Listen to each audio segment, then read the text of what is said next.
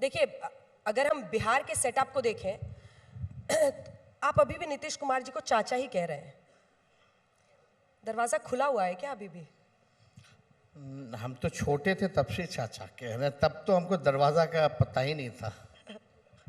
लेकिन अब कहते रहे तो अब क्या कहें।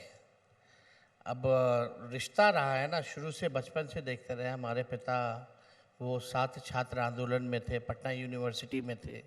जब मेरे पिता पटना यूनिवर्सिटी के प्रेसिडेंट थे तो सब लोग तो साथ रहे हैं, घर आना जाना रहा है, उनके बच्चों से मुलाकात होती रहती है। तो जो रिश्ता है वो तो रिश्ता है। लेकिन आप पॉलिटिकली अगर देखिएगा तो ऐसा चाचा नहीं चाहिए ना। पर वो विधानसभा के बाद ही पलटते हैं। पॉलिटिकली अगर उनका देखिएगा, ट्रैक रिकॉर्ड यही है कि वो विधानसभा के बाद ही। कल को मेरे को कहते थे कि अब इसी को आगे देखना है, अब आगे यही संभालेगा। हम चिराग पासवान जी को बोले मत फंसना तुम, जाते होंगे मिलने तो यही बात कहते होंगे आगे आप ही को देखना है। तो एक बार तो हम सुनते थे, फिर दोबारा ये आए, जब ये बोलने लगे हमको फिर से, तो हम उनको बोलते थे आप ही देखिए ना जब तक आप रहिएगा, हमको छोड़ दीजिए। तो चिराग पासवान जी को भी सलाह है, या उनके जो नए नए जो लोग आते हैं जिनको उनको चारा फेंकना होता है, यही बात वो कहते हैं। लेकिन चिराग पासवान मजबूती से साथ खड़े हैं और वो 6% वोट तो लेकर चलते हैं। कई लोग ये मान रहे हैं कि इस बार क्या वो गेम चेंजर बनेंगे बिहार में, मतलब एक तरफा चुनाव हो सकता है। आपको इस पर क्या लगता है? जाति समीकरण हम देखें तो देखिए, जाति समीकरण हमको तो पिछले बार इतना वोट मिला, हम तो सरकारी बना लिए थे तो सब जाति का वोट मिला हमको। ऐसा कोई नहीं, कोई जात धर्म का वोट नहीं मिला। और हम कहते हैं हमारी माई की पार्टी नहीं, हमारी माई के साथ साथ बाप की भी पार्टी है। बाप मतलब बी फॉर बहुजन, ए फॉर अगड़ा, सेकेंड ए फॉर आधी आबादी and P for poor. P for poor, गरीब। गरीब। तो हमारी तो सबकी पार्टी है। अगर तेजस्वी ने 5 लाख नौकरी 17 महीने में दिया, 3 लाख प्रक्रियाधीन करा के आया, तो हर जात के लोगों को नौकरी मिली ना। कोई नो वन कैन क्वेश्चन मी कि फलना जात के लोगों को ही तेजस्वी ने नौकरी दी है। हर जो भी कॉम्पिटेंट थे उन सबको नौकरी मिला। लेकिन उनकी भी महत्वाकांक्षाएं छिपी नहीं है। मेरा आखिरी प्रश्न उनसे था तो उन्होंने कहा 2030 में मैं विधानसभा चुनाव लड़ूंगा। कहाँ? चिराग पासवान ने कहा बिहार के लिए। अभी तो वो सांसद 30 में। लड़ने के लिए तो ऐसे भी लड़ सकते हैं, उसमें क्या है। भाजपा वाला तो लड़ाता ही है ना, केंद्र मंत्री लोग को लड़ाया है, एमएलए का मध्य प्रदेश में, हर जगह हरियाणा में, वो तो लड़ाता है, लड़ जाना चाहिए, उसमें क्या है। लेकिन आप असली सवाल उनसे पूछती ही नहीं है कि शादी कब कीजिएगा। ये बड़ा सवाल है। हाँ, आपने टाइमली कर ली। हम तो सुखी हैं, हम तो सुखी हैं। सुखी है। अब तो पूरा टाइम जो है हम पॉलिटिक्स को दे रहे हैं। अब आते हैं जरा जी। नहीं। अब आते हैं जरा पूरे देश की पॉलिटिक्स पर, क्योंकि इस वक्त लोकसभा की कार्यवाही चल रही है और कई सारे लोग हैं जो राहुल गांधी को चैलेंज करते हुए, शरद पवार जी ने वहां से बयान दिया है कि ममता बनर्जी अच्छी लीडर हो सकती हैं, कई अन्य पार्टियां कह रही। आपको कौन लगता है, अगर एक नेता चुनना हो जो बीजेपी को सबसे कड़ा मुकाबला दे सकता है, किसमें वो सारे अलायंस में सबसे छोटे हम हैं, हमारे लिए तो सब अच्छे हैं। आप मेरे पे इतना बड़ा लोड क्यों डाल रही हैं सबसे छोटे वाले पे? पर कुछ तो आपको भी लगता होगा। बहुत लोग आएंगे ना, आपको मौका मिलेगा। एजेंडा इतना बड़ा आप लोगों का कार्यक्रम है, और नेता है तो उनसे ज़रूर पूछ लेना इंडिया अलायंस वाले से। सबसे छोटे पे इतना भारी प्रेशर मत दीजिए, ऐसे भी हमको सबसे अकेला लड़ना पड़ रहा है बिहार में। हम एक तरफ हैं, वहाँ बीजेपी है, चाचा हैं, चिराग जी हैं, कुशवाहा जी हैं, मांझी जी हैं, बीजेपी की बी टीम है, उनका प्रशासन है, इलेक्शन कमीशन है, ED, EB, CBI, income tax सब है। अकेले हम लड़ रहे हैं अंजना जी। तो इतना तो छूट दे दीजिए हम पे, ये सवाल का छूट दे दीजिए हम पे। और देखिए, भले ही हमारी कच्ची उम्र है लेकिन हमारी जुबान कच्ची नहीं है। अगला सवाल इसी को जरा बदल के आपके लिए पूछती हूँ, देखती हूँ इसका आप जवाब देते हैं या नहीं। आपकी नजर में अडानी सबसे बड़ा मुद्दा है देश का, या संभल सबसे बड़ा मुद्दा है, या बेरोजगारी, महंगाई? देखिए, ये सवाल जो आपने पूछा है, मुद्दा सबसे बड़ा क्या है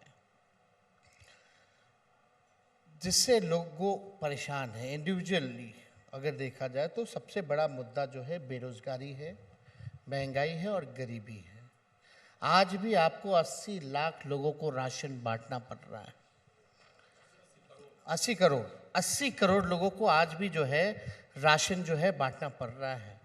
तो लोगों को गरीबी रेखा से ऊपर लाना ये हमारा मुद्दा है। जो बेरोजगार हैं देश में अगर आप देखें तो सबसे बेरोजगारी जो है बिहार में सबसे ज़्यादा है। तो हम तो इस चीज़ को लेकर के बोलेंगे। तो हमारे यहाँ तो सबसे बड़ा जो मुद्दा है जिससे हमारे लोग पीड़ित हैं उसको हम उठा रहे हैं और लगातार उठा रहे हैं और उस दिशा में हम लोग काम भी कर रहे हैं। तो आपकी नज़र में ये सबसे बड़ा मुद्दा है एकदम। पर आपके मतलब लेकिन साथ ही इससे बड़ा मुद्दा ये भी है कि संविधान जो है वो भी आप देखिए किस प्रकार से भाजपा के लोग जो हैं कहीं ना कहीं से इसको हटा करके अपना जो संघ का जो विधान है उसको लागू ये लोग करना चाहते हैं। संविधान जो है हमारा सुरक्षित रहना चाहिए, लोकतंत्र हमारा सुरक्षित रहना चाहिए, ये सबसे बड़ी बात है। जब संविधान नहीं रहेगा तो कुछ नहीं रहेगा। तो अगर संविधान पे अगर खतरे की बात आती है तो हमारे लिए सबसे बड़ा मुद्दा वो है, उसके बचाने के लिए जो कुर्बानी देनी होगी वो कुर्बानी हम लोग देंगे।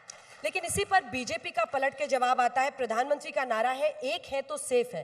वो कहते हैं, जैसे आपने खुद भी कहा, माई बाप, मतलब उसमें जातीय समीकरण का नाम आपने लिया, तमाम अलग अलग जातियों का। चाहे पीडीए की बात अखिलेश यादव जी करते हैं यूपी में, वो कहते हैं कि जाति के आधार पर लोगों को बांटकर अपना वोट बैंक बनाते हैं, हिंदू एक हो जाओ। देश को सेफ रखना ये सबसे बड़ी प्रायोरिटी है। आप बताओ देश सेफ है कि नहीं है? ये केवल एक पर्टिकुलर माइनॉरिटीज को देख के ये कॉम्युनलाइजेशन वाली बातें की गई। मंगलसूत्र छीन लेगा, प्रधानमंत्री आप मंगलसूत्र छीन लेगा? कैसी बातें कर रहे थे आप चुनाव में?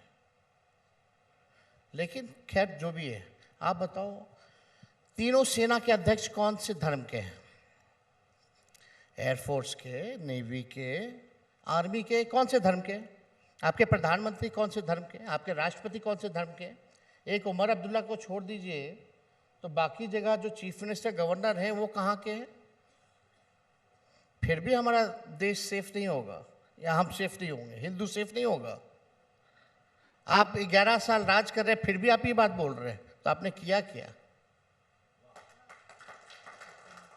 11 साल में क्या किया? और ऑल ऑफ सडन ये 11वें साल जहां you should be telling people, जो मालिक है जनता, you should be telling them कि हमने देश के तरक्की के लिए ये काम किया। आज रुपया कमजोर हो रहा है कि नहीं हो रहा? डॉलर के मुकाबले कमजोर हो रहा है कि नहीं हो रहा है? हमारे इकोनॉमी पे बात होनी चाहिए। मोदी जी ने कितने लोगों को नौकरी दिया ये बताओ, ये नहीं सुनना कि कितने लोगों को राशन दिया।